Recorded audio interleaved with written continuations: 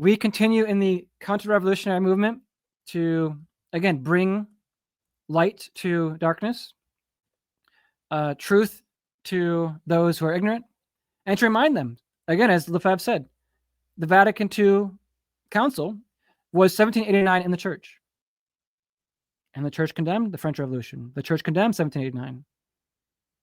We need to have a trad movement run and led by trads who understand, as Lefebvre did, it's a dialogue of death.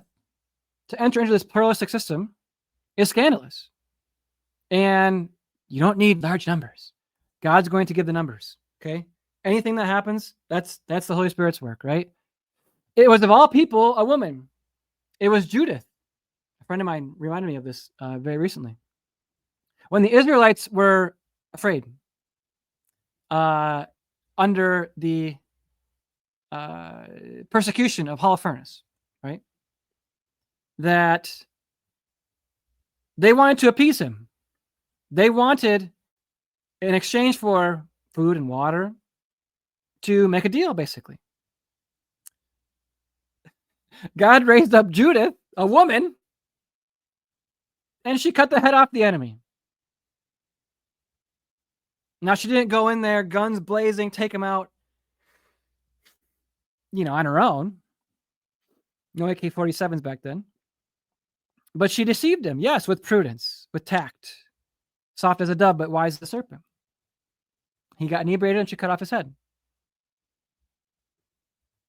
Again, we don't negotiate with terrorists. We don't make deals with the devil. We don't make concessions or give the impression that those who do not have the right to be where they are in the Vatican are legitimate. We have to trust God alone. We have to reject false and worldly prudence and scheming and do what Catholics have always done. And that's combat the enemy with the truth. That's the sword of St. Paul. That's why he's always with a sword. He took the Gentiles and he brought the truth to them. He took them on, debated with them. And we have to be, most importantly, excommunicated, ostracized, humbled, even martyred. That's why cardinals have red copes. That's why Cardinal Burke has a red cope. He's supposed to be willing to be martyred for the faith, for speaking the truth in the face of the church's enemies. Is he doing that? I hate to ask that question. I'm so sorry I have to ask that question. We want him to. God spared his life during COVID. Cardinal Burke, no, we're praying for you. We're praying for all of these men that we're mentioning in this show, or who have cut us off and consider us to be outside the church, or just angry and bitter, causing division. But we don't see it that way. We don't see us as anything more than maybe a little pebble in your shoe, just trying to remind you that, let's go back to the way things were. And remember the wisdom that has come from our predecessors, our ancestors, and that to be Catholic is to walk in their footsteps. That's what we need to do going forward. And I hope those who are watching this, who have influence to do that, will.